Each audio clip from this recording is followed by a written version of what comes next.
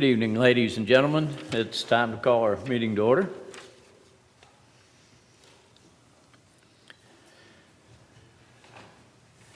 Mr. Stewart, did you get the attendance? Yes, sir. Okay. We have before you the minutes of the last meeting. Anybody have a motion? Make motion, we accept the minutes of the last meeting. Do I have a second? Second. All in favor? Aye. Okay. All right, you want to call the first case of the evening, sir? Yes, sir. Our first case is from Mr. Scott Santangelo, who owns both 1439 Shire Peak Way and 1443 Shire Peak Way. And he's requesting a dimensional variance from the requirements of the minimum required yard setback regulations. The applicant is proposing to construct a residence on each property closer to the front property line than permitted. The sites are located on Shire Peak Way off of Sherborne Drive and the Shire Peak subdivision and are currently vacant. The property to the south and west is vacant, and all the other surrounding properties have detached single-family residences. All the properties are within the R1C zone, which allows single-family residential dwellings, detached, and qualified manufactured homes. All of these properties, per Direction 2030, which is the area-wide comprehensive plan update, and it was adopted in September 2014. They're all identified on the recommended land use plan as being for residential uses with a density of 4.1 to 7.0 dwelling units per net acre. Direction 2030 also identifies the subject properties and the surrounding properties to be within a development-sensitive area, which means the properties may have moderate to steep slopes, sensitive geology, or a combination of both. The applicant is proposing to construct a residence 30 feet from the front property line. Section 10.3E3 requires a minimum front yard setback of 35 feet. So the front yard setback variance requested is 5 feet for each property. The side and rear setbacks on both properties meet or exceed the minimum requirements for the zone. Also, there's an addendum that was pointed out to me after I finished the staff report that if you look at the plan from VX I sent to the board, lot number 8, the house on there, if you look at the left wall, there's a dashed line running parallel with the wall. That is the existing property line. And they're proposing to move the property line to your left, approximately 16 feet or so. That property line movement is not within the realm of the Board of Adjustments. That has to go through the Kenton County Planning Commission, and I told Mr. Santangelo that when he contacted us a week or so ago. So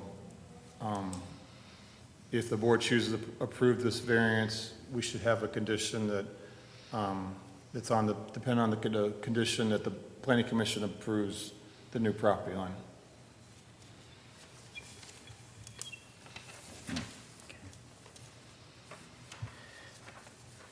Okay. So anyone who's speaking for or against, please stand up, raise your right hand. Do you solemnly swear to tell the truth, nothing but the truth, so help you God? Thank you. Person that's presenting the case, could you go to the podium and give a description of why you're asking for the variance, please?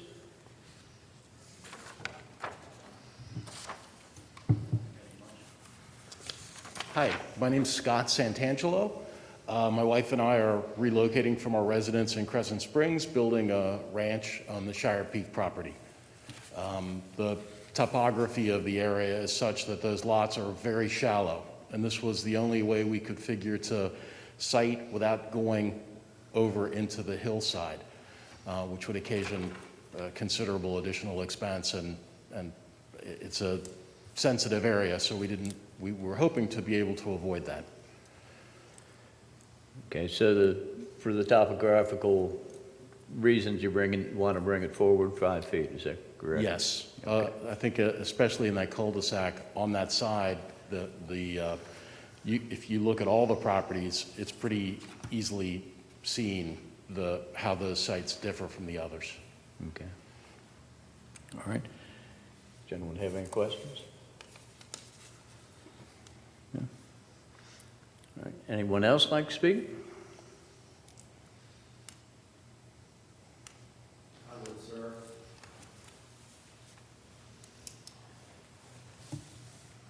My name is Ted Sandman. I live at 1444 Shire Peak, which is immediately to the right of lot number 8, if you're standing in the cul-de-sac. Been a resident of the city of Erlanger for 15 years now. I object to the variance. If you move that house forward on lot 8, you greatly reduce the curb appeal of my house. And I have an issue with that. I know that he is talking about how sensitive the slope is in the backyard. Everybody's lot back there has a sensitive issue with the slope. I had to put additional money in my house in case I required the piering, etc. And I knew what I was buying when I bought it. So what I have issue with is how all the original homeowners up to now weren't afforded these luxuries, these variances when they were requested. And now all of a sudden, the city is changing the game and allowing these additional lots that aren't built to grant these variances or have specs that may not meet the homeowner's covenant that we're also part of in these lots. And that's why I'm voting against this. There always was the ability to come up to get a variance, considered, so all the way through. So that hasn't changed any. I know we've had several issues back on here, and we've done what we felt was right with them. So, okay. So, appreciate your concern. Thank you. Anyone else? Sure. I wasn't aware I had any neighbor expressing concerns, and Mr. Sandman certainly didn't share that with us. I would like to, for the record, note that the factors that are to be considered in my request, that the variance we're asking for wouldn't adversely affect the public health, safety, or welfare. It wouldn't alter the essential character of the general vicinity. A 5-foot variance is a very modest one. Others have been granted in that area which are actually deeper than the one we're requesting. It won't cause a hazard or a nuisance to the public. And it's not an unreasonable circumvention of the zoning regulations. Obviously, we couldn't go forward with our project without your permission. I think it's evident from the plots that you have that the topography of these two specific lots present a special circumstance compared to other lots in the area, and certainly to Mr. Sandman's lot, which was quite large. He positioned his home in the manner he thought best for it. So I'm hopeful that our variance will serve to further the original plan for the subdivision and allow these two undeveloped lots to be completing this cul-de-sac, because that was the original goal and design of the developer. I think it serves the purpose of the city to see this neighborhood completed. So thank you very much for your consideration. Thank you. Any discussion, gentlemen? Anyone else? Mike Jackson, I live at 1456 Shire Peak. Following up, if I'm understanding this correctly, there's 2 homes being built on this lot? We're building on lot 8, we're building a ranch, and it would not fit on either lot 7 or lot 8. We purchased both lots in order to be able to accommodate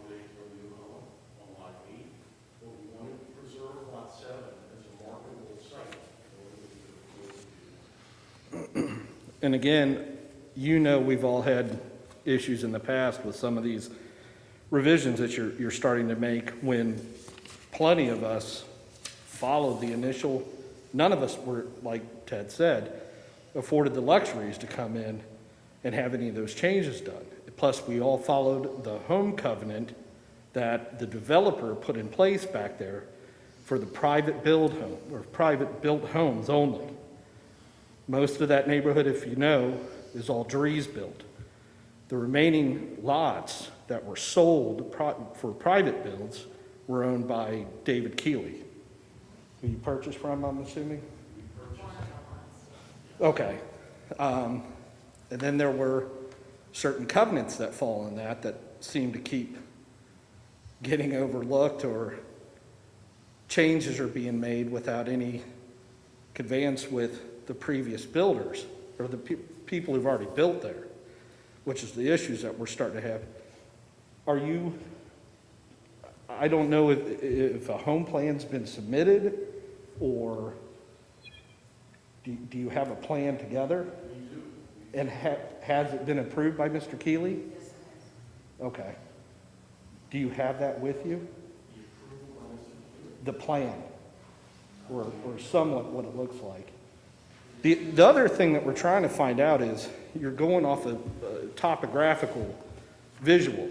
Has anybody actually done any soil stabilization testing? Anything like that to find out, because like our next door neighbor now, they had no issues with any of their foundation problems. They did have to move it up. Ted ended up doing peering for us following the restrictions that were set in place on this. We're just trying to find out, is there anything that can at least get tested before it's approved? Well, I appreciate your concern, and I respect the concerns of the neighbors as they see these lots get developed. Obviously, we're subject to the requirements of the developer. I think both Mr. Salmon at one point let us know that the foundation under his house was quite solid and firm. Another neighbor today just told us that we shouldn't encounter any problems. Ultimately, that's our responsibility to deal with. But I think it also is supporting our request for the variance, because we want to stay away from the edge of the hill that overlooks the runway. It's actually quite steep. Again, if you look at the diagrams that were submitted with the application, our lots are not quite like the other lots in this neighborhood. Ours are the smallest and the narrowest in the cul-de-sac. The request won't alter the character of those homes adjacent to us. And as a matter of fact, the property to the one side is completely vacant. It's my understanding that the owner of that property purchased it with the intent of leaving it vacant. I don't know if that's true or not. But again, we don't see our request either being unreasonable or a violation of the spirit of the neighborhood in which we intend to live. Thank you. Anybody have any questions for anyone? Gentlemen? Mr. Stewart? Everyone? Okay. Anyone else?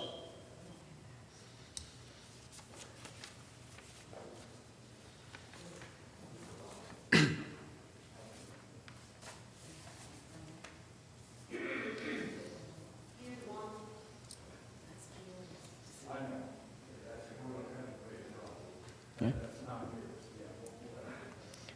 Anyone else?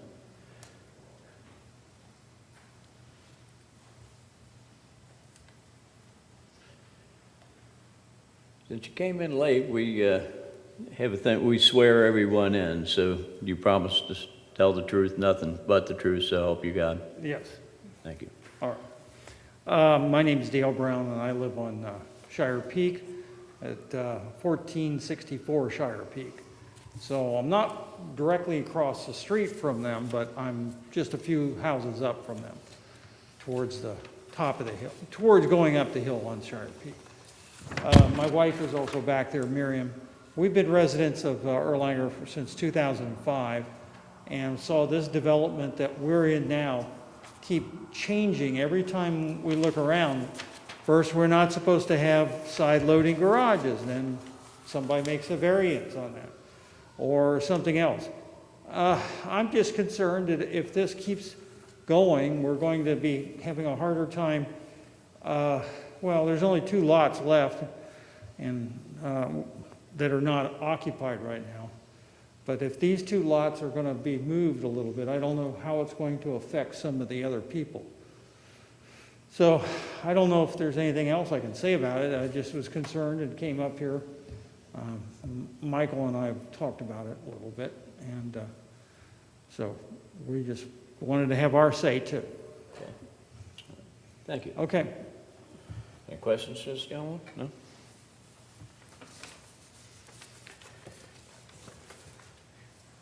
Okay, well, we've heard the testimony. Do we have a motion?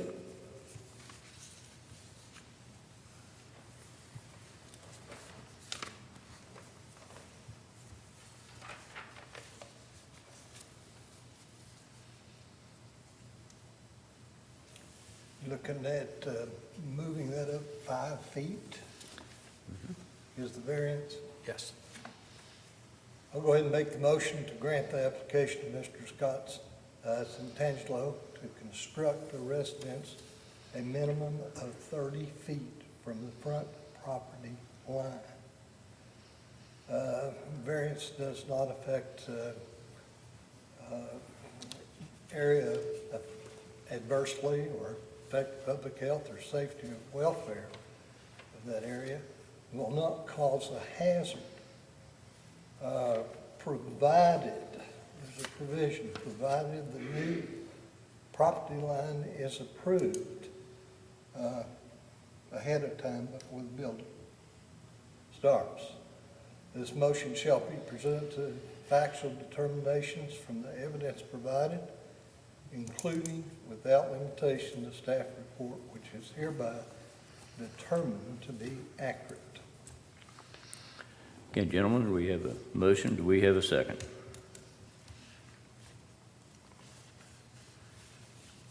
Yeah, I'll second the motion.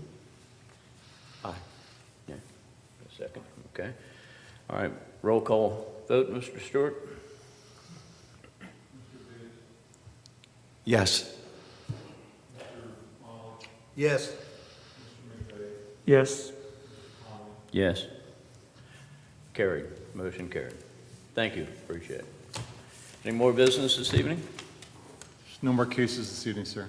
Thank you, sir. Motion to adjourn? Motion to adjourn. Second? Second. All in favor? Aye. Aye. Thank you.